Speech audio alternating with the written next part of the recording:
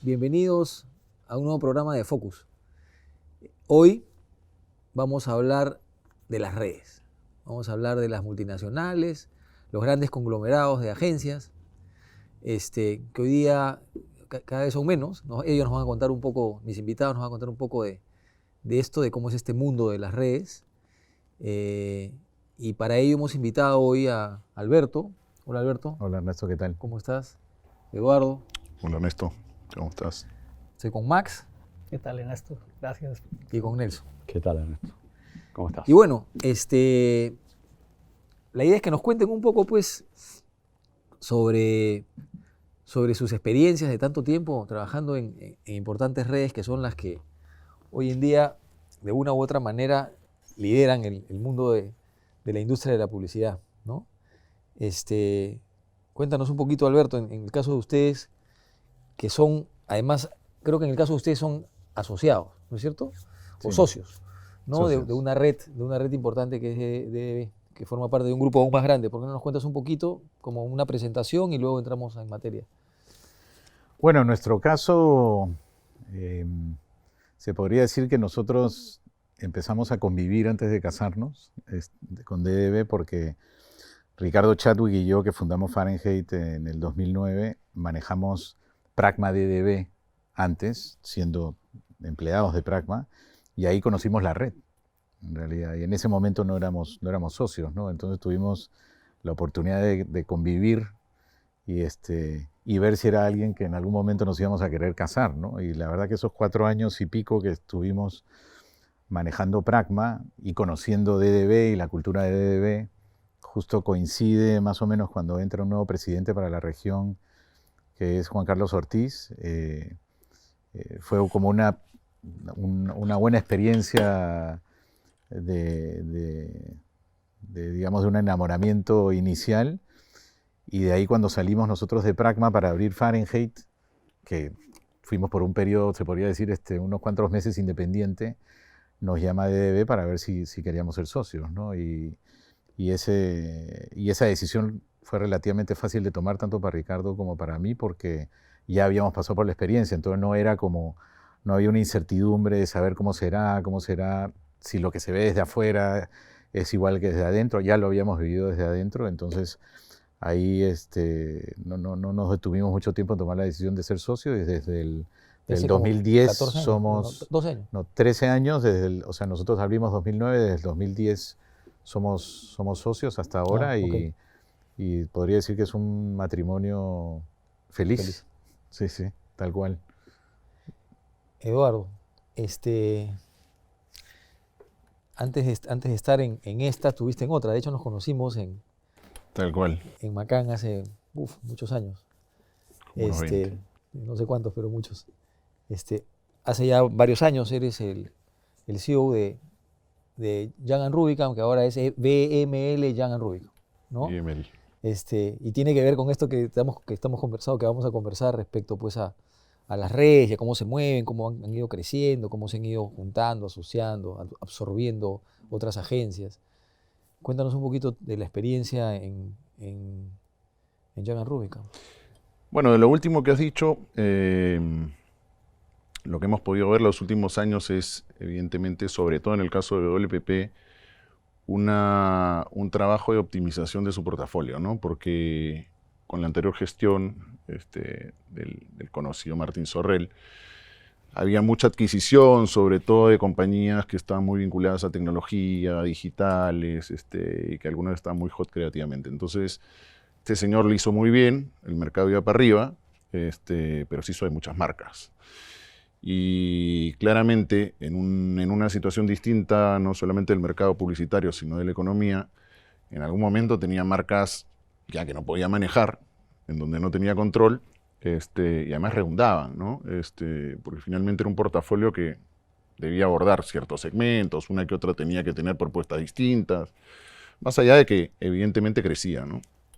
Entonces lo último que se ha hecho, que no necesariamente es una respuesta a una crisis, es básicamente, ellos no le llaman fusiones, sino son integraciones por complementariedad.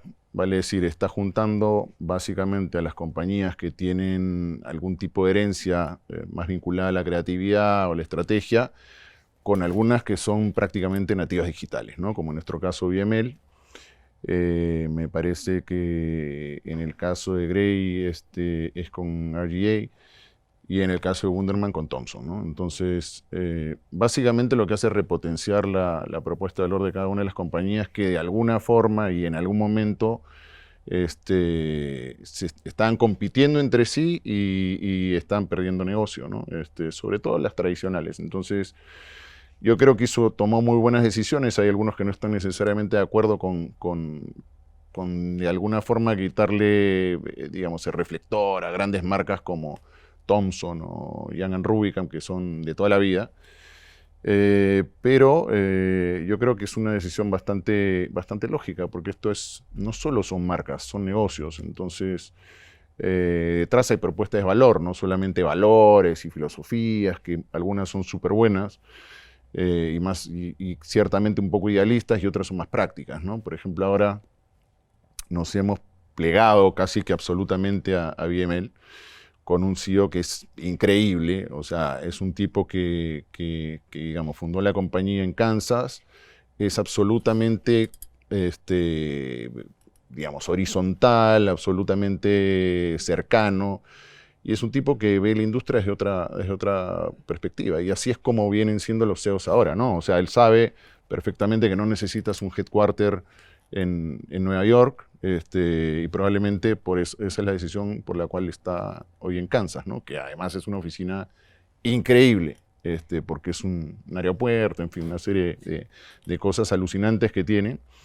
Pero me parece que es un perfil, digamos, mucho más orientado al negocio, mucho más vigente a nivel toda la parte, digamos, del mundo digital y lo que está ocurriendo, y además mucho más aterrizado, ¿no? Mucho menos,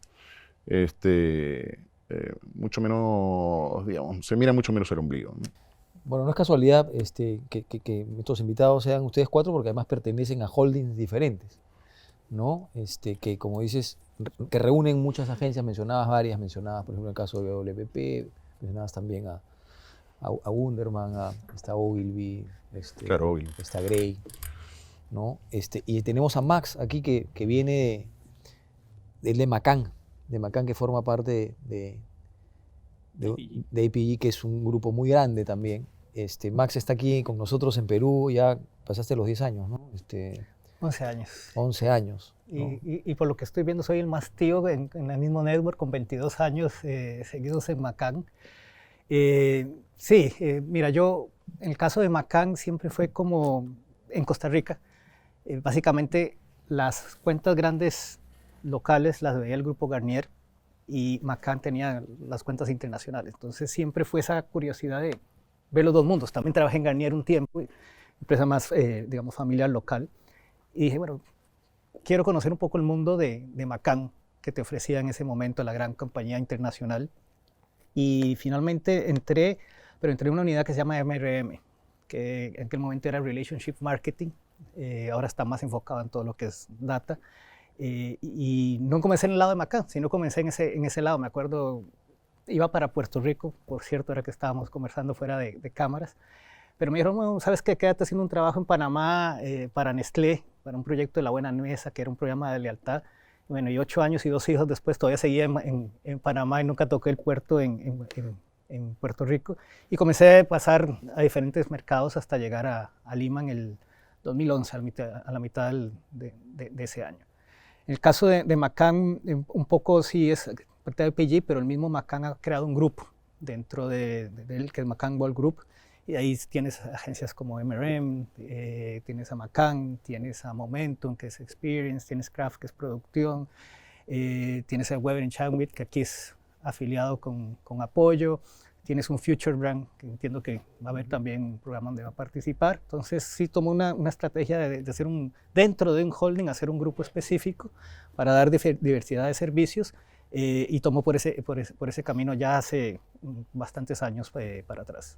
Nelson, nos conocimos en Leo Burnett en ese momento, o ya era Circus. Era Circus. Era Circus, ¿no? Era Circus. Yo he tenido la suerte de pasar por los 4 grupos. Empecé en Macan, después estuve Eres más por promiscuo DDB. tú, ¿eh? Sí. Soy más promiscuo, Estuviste sí. Estuve en Thomson. En Ecuador, Yo soy estuviste Malga. creo que Estuve en Ecuador, en Rubicam en Ecuador, en DDB estuve en Paraguay, Centroamérica y Colombia, en Macan en Argentina. Llego también igual que Max, llegué en el 2011. Pertenezco a Publicis Worldwide Perú, que hace parte de Publicis Group, que es un grupo francés que tiene una connotación diferente porque lo que hablábamos, ¿no? Un poco, cada grupo maneja las cosas y las compras y las adquisiciones de manera diferente. Publicis sigue teniendo sus 3 agencias emblemáticas que siguen siendo Saatchi & Saatchi, Leo y Publicis. Y lo que hace es comprar empresas de tecnología o empresas de relaciones públicas o maneja de data que le dan servicio transversal a todo el grupo. Entonces tiene un manejo diferente, digo, por eso, por lo que hablamos. Cada grupo maneja las cosas de manera diferente. Lo de Publicis es un poco extraño porque en realidad Publicis nació como agencia, creció tanto que terminó comprando a Leo y a Saatchi, terminó siendo justamente después Publicis Group. Y aquí en el país nos manejamos como Publicis Group también.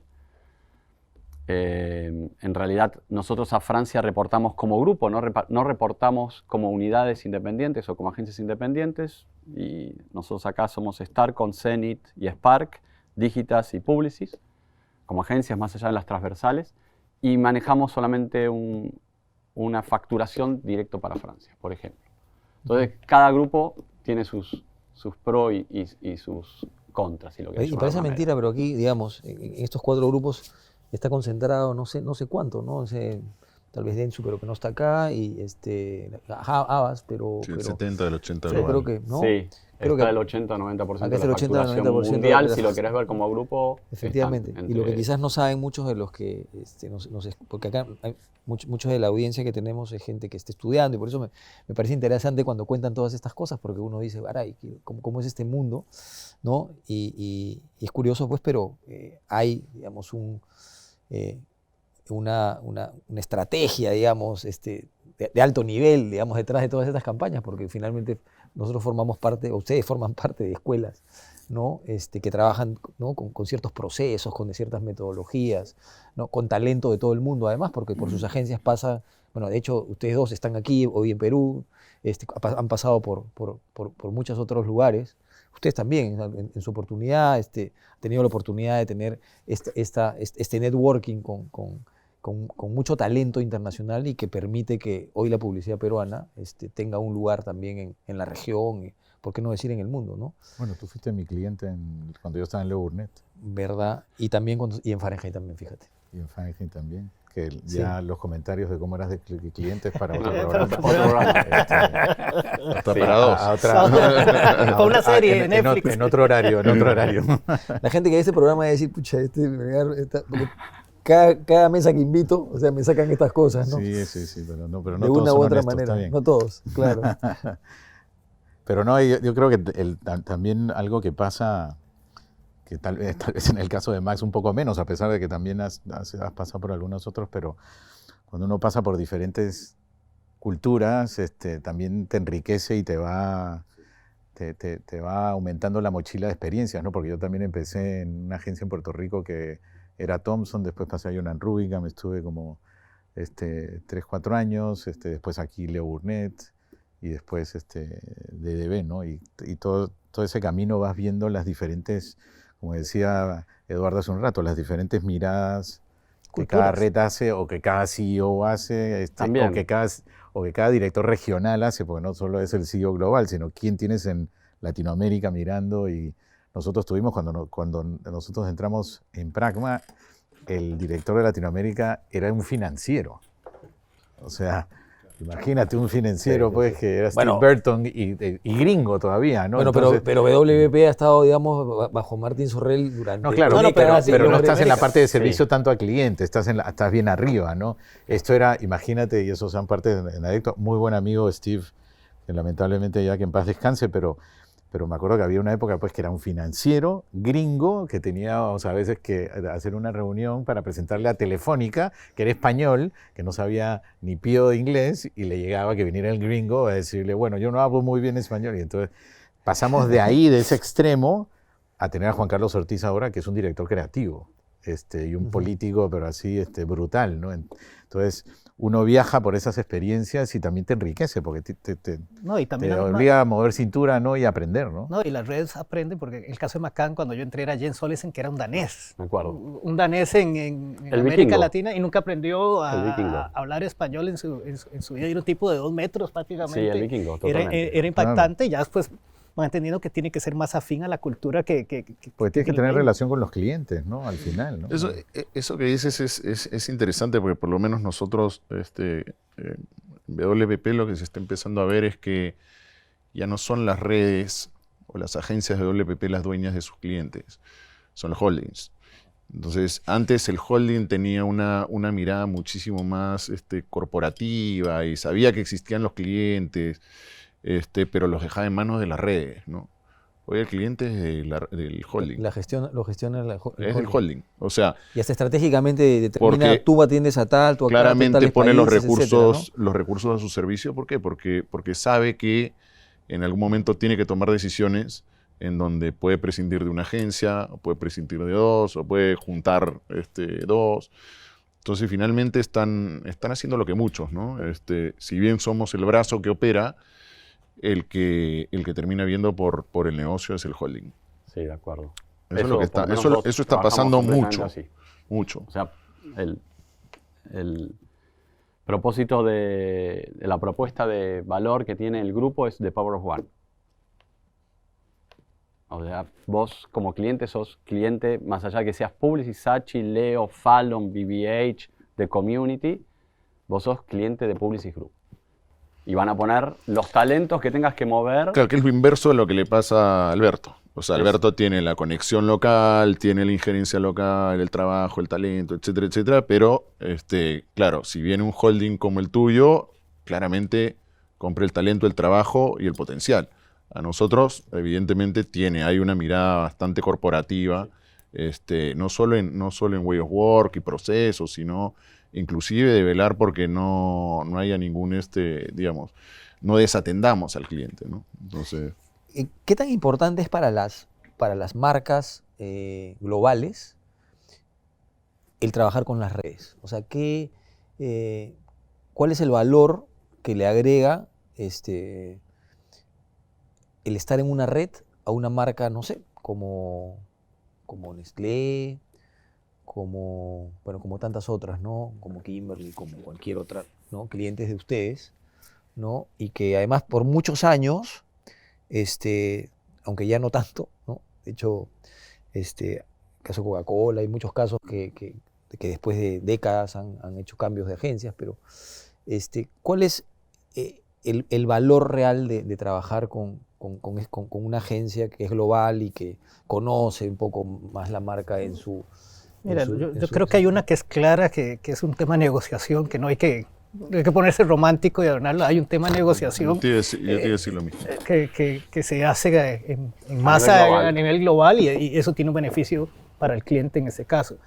También puedes sumarle el tema de tratar de tener un estándar de servicio, de calidad de producto en todas las oficinas que tienes, digamos, un cliente global. Eso es lo que puedes estar logrando con una red. Como lograr metodología. Como metodología, como punto de comparación. O sea, sí, buscar un estándar finalmente, que lo mismo que te estés haciendo aquí en Perú, probablemente, iba a decir Rusia, pero era mal ejemplo, iba a decir en Alemania, la misma metodología hablan, la misma forma, los mismos procesos. Y probablemente generar eficiencias y economías, porque en una red, o en una misma red o holding, no hay tanto recelo cuando te dicen, oye, la campaña viene de Alemania, pero funciona en Perú, o la campaña viene de Colombia, pero funciona en Perú. Bueno, ya está, hay que ponerla. Pero si viene de Publicis es como, a ver, espérate un rato, no sé si la voy a poner, entonces le empiezas a encontrar un poco los peros, ¿no? Pero yo creería que es un, digamos, no quiero decir que sea antiguo eso de plegarte una sola red, pero creo que es cuando los clientes manejaban menos las comunicaciones y las cedían un poco más a las redes para que homologuen, etcétera, etcétera. Hoy, si manejas bien tu marca, sabes bien el propósito y todos los documentos que conocemos, que en realidad son bastante, sobre todo son bastante bien trabajados por clientes corporativos como ABI, etcétera, puedes elegir a la que quieras. Sí. O sea, porque en realidad, salvo que tengas un ejercicio particular con alguna, ¿no? Pero puedes elegir a la que quieras. O sea, y eso lo hace Coca-Cola. O sea, es tan simple como que, ok, si soy cliente y tengo la posibilidad de trabajar con una independiente en el país, voy a tratar que los estándares de esa independiente sean por lo menos los mismos, le voy a pedir los mismos requisitos que a la internacional. Y ahí ya tenés, de repente, el 80% de agencias quedan afuera. Por eso muchas veces cuando un cliente internacional quiere abrir licitación pese a que tiene obligación, sí o sí te das cuenta que las independientes son muy pocas. Muchas veces. Por una cuestión de estándar, hasta de facturación. Para un cliente internacional, centralizando la facturación como estamos cada vez más centralizando. Yo creo que depende también cada cliente y cada marca, pero a nivel de gestión, también cuando tienes usualmente, que es un formato también antiguo, pero que todavía algunas marcas lo hacen, es que tú tienes un espejo de la estructura del cliente. Si un cliente tiene un hub, por decir Telefónica o BBVA, que es cliente nuestro en España, y tienes un director de comunicaciones, tú esperas de que del lado de la red haya un equivalente del director de la marca que te acompaña para asegurar que todo esté in place en todos los países, ¿no? Es más fácil esa gestión con una red que tener que contactar a las cabezas de los diferentes países para asegurarte de que, por decirte, pues no sé, el brand book o el propósito de la marca o el tono que tiene que tener esté totalmente consistente y coherente en todos los países. Tienes que irte punto por punto. No, tú le encargas a la cabeza quién es el director de esta cuenta global. ¿Sabes qué? Asegúrate de eso. Eso, pero dependiendo nuevamente del espejo del cliente, porque nosotros hemos tenido un cambio, por ejemplo, radical en el caso del BBVA, donde era nada más una red y DDB la ha manejado por años, pero después entró un director de comunicaciones nuevo y dijo, vamos a hacer un pitch, pero cada país decide qué agencia se quiere quedar. Ya no me interesa tener una red. Y después de 8 años tuvimos que hacer un pitch y ya no tenía yo que hablar con España o hablar con otro lado, a ver cómo hacíamos el pitch cuando lo habíamos ganado 8 años antes como red, y ahora cada uno bailaba con su propio pañuelo y creo que nosotros hemos sido uno de los únicos DDBs que se quedó con el BBVA y la pudo mantener, ¿no? Entonces, depende quién la gestione, depende cómo ve la gestión. Hay algunos que son más old school, otros quieren empezarlo a ver, como dice Eduardo, si ya tienes un manual y tienes una agencia que sabe ya manejar esos documentos, yo diría que lo otro es que nuevamente, ¿no? O lo ves desde la perspectiva de red o lo ves desde la perspectiva de holding, ¿no? O sea, en el caso de Publicis y en el caso de WPP es más o menos así, en el caso de Macan seguramente, pero lo que buscan muchas veces es un one-stop shop. Entonces te dicen, bueno, en el caso tuyo pones todas las unidades alrededor o haces un equipo multidisciplina. Entonces esa es una de las fortalezas que puede llegar a tener no sé si una red, probablemente en el caso de Macan la tiene, pero en el caso de WPP incluso arma equipos en función de, va sacando de cada uno y te arma un equipo. Pero es que tal vez o sea, imagínate que también te llega un cliente que tú no lo puedes manejar porque ya estás manejando la competencia. Al ser un grupo, yo tengo otra agencia y no va a cambiar el servicio porque vaya a Leo Burnett en vez de a Publicis a trabajar. Va a trabajar con las herramientas de Publicis, pero la finalidad de la marca y la conexión de ese Leo Burnett con la red de Publicis es exactamente lo igual. No hay competencia, ¿se entiende? Sí. Entonces, de esa manera estamos trabajando. Nestlé es un cliente que, por ejemplo, se trabaja así. Max lo compartimos como cliente y a Max le debe pasar lo mismo. Yo tengo en París un director de la cuenta a nivel mundial. Ustedes tienen en la oficina, si no es en París, en otro lado. Tenés un director creativo mundial que tiene relación con tus directores de cuentas semanal, con estatus y todo para ver cómo está la cuenta y todo eso. Y a los clientes eso les sirve. Porque aparte tú puedes, cuando no funciona, tienes la manera también de decir, no está funcionando con cliente, como el cliente tiene manera de decir, no me está funcionando con la agencia. ¿Cómo, digamos, cuál es la ventaja, llamémosle así, de ser parte de una red de cara, ¿no?, a estas otras satisfacciones que tienen mucho que ver con lo que hacemos y que finalmente nos va nutriendo todo el tiempo de motivación y además no deja de ser pues también, digamos, elementos, herramientas reputacionales que les permiten obtener también negocio, traer clientes, porque finalmente el cliente viene por las ideas que producen sus agencias, ¿no? Mira, yo ahí, yo te diría que ahí, en ese caso, me parece que ahí regresar al pensamiento más de red es más, por lo menos desde mi punto de vista, es más beneficioso, porque regresas un poco a la esencia de lo que es la cultura, ¿no? O sea, en nuestro caso, nosotros vivimos bajo la cultura de quien fue Bill Bernbach, ¿no? Uno Claro. de los padres de la publicidad, así como cuando estaba en Leo Burnett, nosotros leíamos la historia de Leo Burnett y qué creía Leo Burnett, y en este caso Bernbach. Entonces, cuando regresas a la parte creativa, hay una parte ahí de lo básico de lo que son las ideas y las emociones y cómo conectas, cómo eres fresco, cómo sorprendes, donde ya saliéndonos de la parte más operativa y de gestión, que ahí los holdings pueden ser buenos.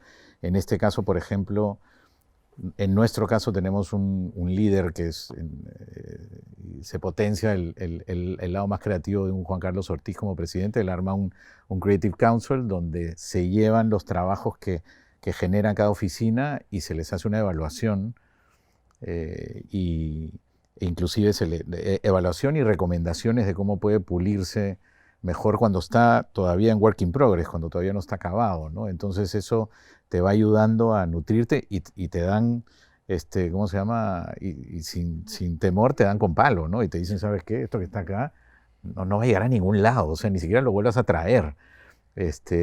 Y a veces es duro, pero te va ubicando en lo que es la evaluación meramente creativa. Aquí evidentemente también se evalúa la estrategia, pero para el producto creativo yo me acuerdo que Leo Burnett lo tenía también en su momento. Michael Conrad, cuando estaba en Leo Burnett, tenía el 7 Plus, se llamaba el 7 Plus, y yo tuve una oportunidad de ir a una reunión en Chicago. Él reunía CEOs globales, en este caso eran globales, en el caso de DB regional, globales, y se veía el trabajo de cada país y se devolvía como hacen ahora en el EFI, que te mandan tu feedback del jurado, te devolvía a cada oficina y te decía, mira, tienes que empezar a mejorar, por ejemplo, en crafting. Tu crafting tu acabado no está tan bien, tienes que enfocarte un poquito mejor ahí. Las ideas están buenas, pero están fallando al final en la ejecución, mejor ahí. Eso lo tenía Leo Burnett y de hecho lo aprendió ahí Ortiz y él hizo su versión en DDB, que se le llama Bullseye, que es para ver cómo le damos al bull ya en lo que es meramente la idea creativa, el insight, el acabado, etcétera, ¿no? Ahí yo creo que la red, en este caso, te aporta mucho a enriquecerte, porque además son tus pares los que te dan feedback, ¿no? El caso McCann es LC, y me imagino WPP también tiene Publicis, pero es eso, es que tienes más ojos viendo tu producto, no te miras al ombligo, sino tienes una parte de comparación más global. Y que si fueras un independiente es más difícil. No, es más complicado. Un independiente es tu red de contactos, que es válido. No es que no sea válido, pero es tu red de contactos. Pero no está estructurado. Claro, es tu red de contactos, tus amigos que has hecho en festivales o lo que sea y con los cuales compartís. Pero cuando estás en una red, primero tenés la obligación. Porque tenés una presión, así como tenés una presión numérica, vos decías, tenés una presión de premios, y de premios creativa. No solo creativos, sino de resultados en EFI, en premio local, en todos los premios. Tenés que ponerlos. Por lo menos en mis KPI están. Por ejemplo, dentro de mis KPI están que la agencia obtenga premios. Y como red trabajas de esa forma. Tenés council creativos. No llegás a veces ni siquiera a los council creativos, porque vos justamente en una red tenés en Latinoamérica otros 20 y pico de cabezas creativas con los cuales hoy en día WhatsApp equivocadamente pasó a ser una herramienta de trabajo, pero hoy tenés en un WhatsApp una pieza, la colgaste con tu grupo de directores generales creativos de la región y en 2 minutos tenés las opiniones sobre esa pieza. Entonces, eso funciona completamente. En eso la red, habiendo estado también en una independiente, funciona mejor. Y te diría que hay algo más que creo que no es menor, que cuando estás en un festival tiene soporte. O sea, cuando digo soporte es, finalmente, Jurados. hay jurados que no necesariamente pues, te apoyan incondicionalmente porque evidentemente votan por las ideas que están buenas y las que no las sacan. Pero seguramente pues van a clarificar alguna idea, si hay alguna inquietud, te van a poder ayudar un poco a que tú ya no se quede en el camino por algún aspecto, ya sea de idioma o algún complemento que le Algún falte, código ¿no? que no Entonces, se capta bien claro, en entonces, en otro país. Hasta financiamiento también, en algunas ideas. Algunas redes lo hacen. las independientes que ganan en Cannes tienen mucho mérito. O sea, por ejemplo, los chicos que ganaron ahora Gianfranco y Córdoba, Ujú. tienen mucho mérito porque le ganaron a monstruos en categorías súper duras, y son ellos. Entonces, claro que también hacen un trabajo de relaciones y tal. Pero lo bueno que tienes en una red es que finalmente tienes algún representante que de alguna manera garantiza que tus piezas no se vayan, no se pierdan, ¿no? Perdón que te cambie un poco el tema, pero me quería tocar algo que no se me vaya y tiene que ver con esta idea, seguramente equivocada, aunque los clientes, las marcas lo mencionan, ¿no? Y es que a veces pueden pecar las redes de ser un poco más lentas y por lo tanto se percibe como más tradicionales y por lo tanto todos estos cambios vertiginosos que suceden todos los días son las independientes las que sienten que son ellos los, digamos, los vanguardistas, los que tienen más cintura, justamente por todo esto que me están diciendo, estas grandes estructuras, esta dificultad a veces para tomar decisiones propias si no están coordinadas debidamente con la red. Y entonces podría parecer o podría creerse, y en todo caso si es un mito habría que desmitificarlo, de que las... Son más ágiles. Son más ágiles, y cuando digo ágil no me refiero solamente a la entrega o al delivery, ¿no? Sino me refiero inclusive a los cambios que hay que hacer cuando cambian los tiempos, ¿no?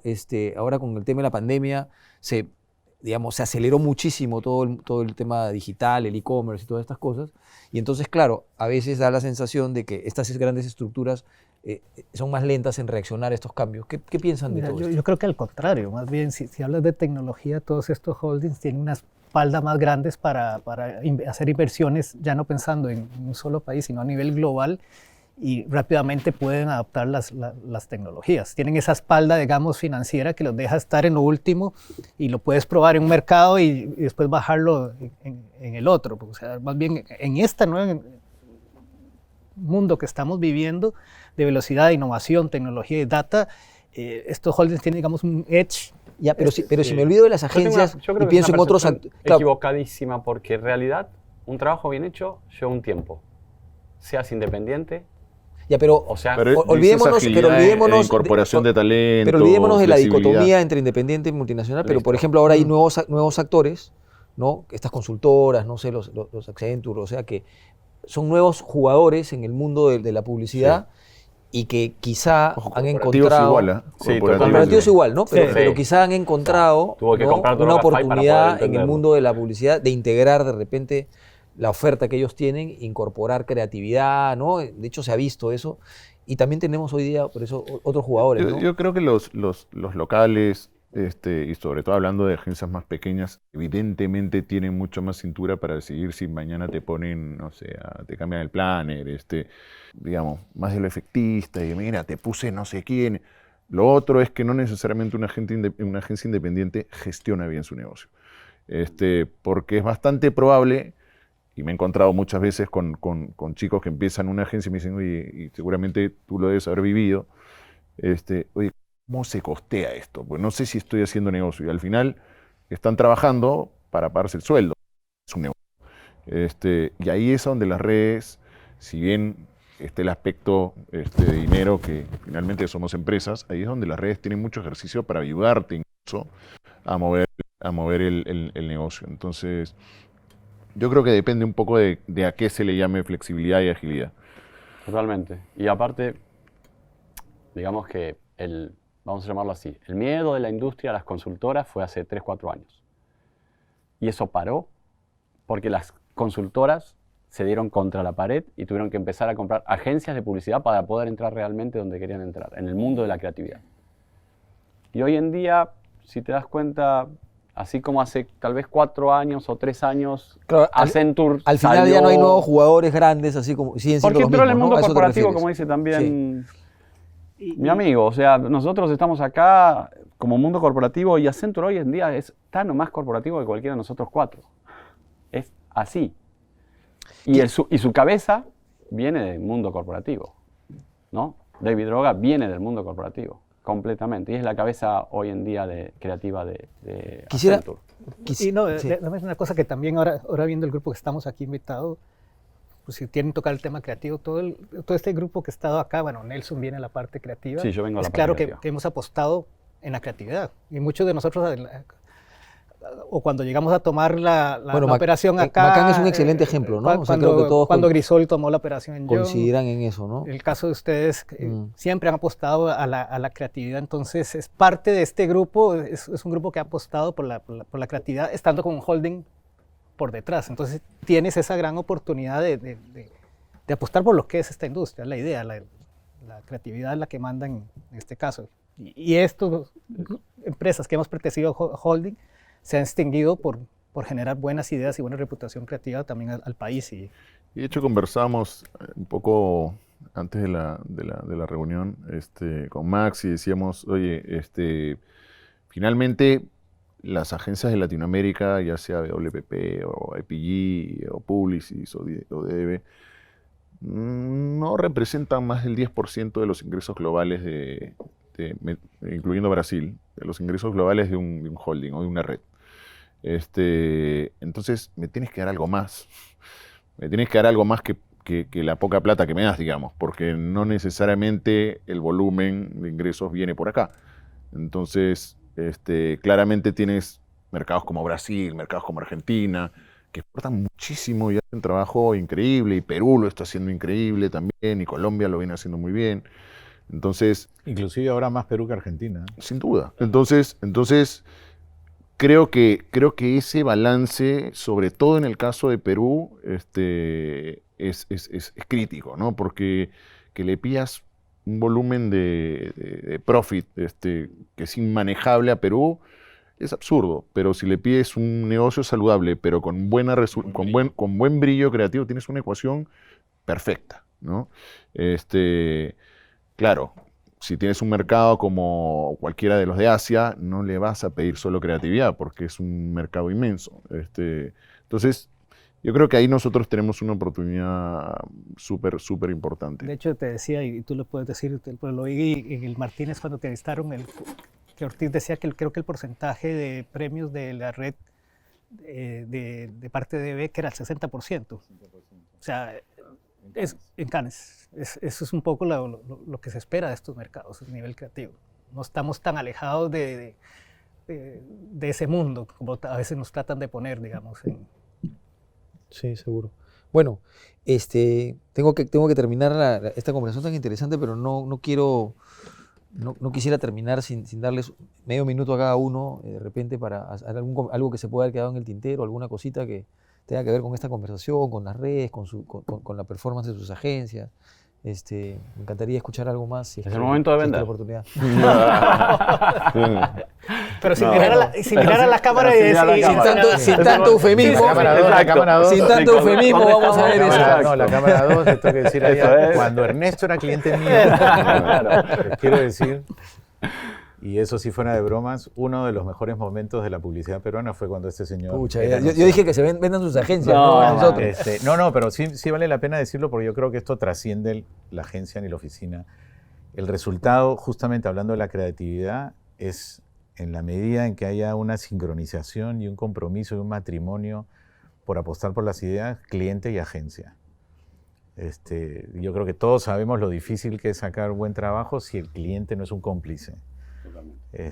Si no está claro de que evidentemente tiene que haber una estrategia detrás potente que va a generar negocio, pero de apostar por las buenas ideas y Ernesto cuando estuvo en el BCP fue una de las personas que apostó cuando estuvimos en Leo Burnett y creo que eso generó un ejemplo de lo que se debe hacer Y tal vez lo que podría decir acá, más que hablar de DB, creo que la pandemia nos ha pasado factura a la industria. Yo creo que vemos la tanda comercial y no está con el brillo que tenía hace unos pre-pandemia, y tal vez lo que hay que hacer en este esfuerzo que siempre tenemos por buscar ideas, recordar esas épocas de cuando este señor era cliente, recordar que ese resultado tiene que venir por ese matrimonio, porque si no, no va a ser algo sostenible en el tiempo y no vamos a recuperar el brillo que tenía la tanda hace unos años. Creo que tenemos se ha dejado una deuda ahí de arriesgar.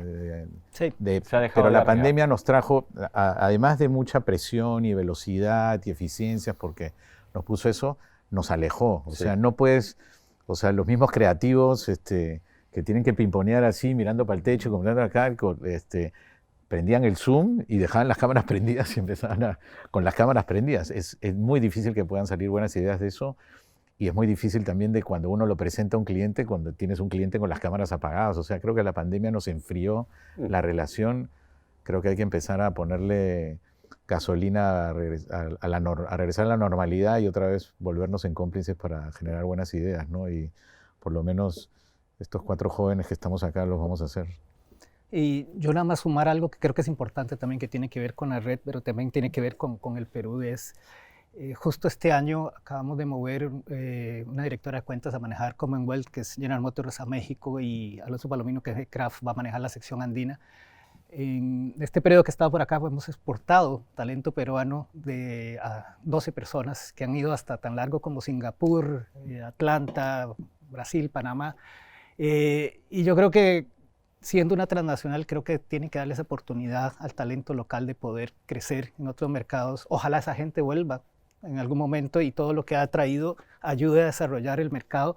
Pero como corporación, por ejemplo, lo he visto yo así a nivel personal y siento que es casi una responsabilidad de estos holdings, es darle la posibilidad a la gente de crecer, y en el caso de PSU, que este talento que existe acá tenga la oportunidad de ver otros mercados para que siga creciendo y siga desarrollando, que al final eso es un beneficio para el país.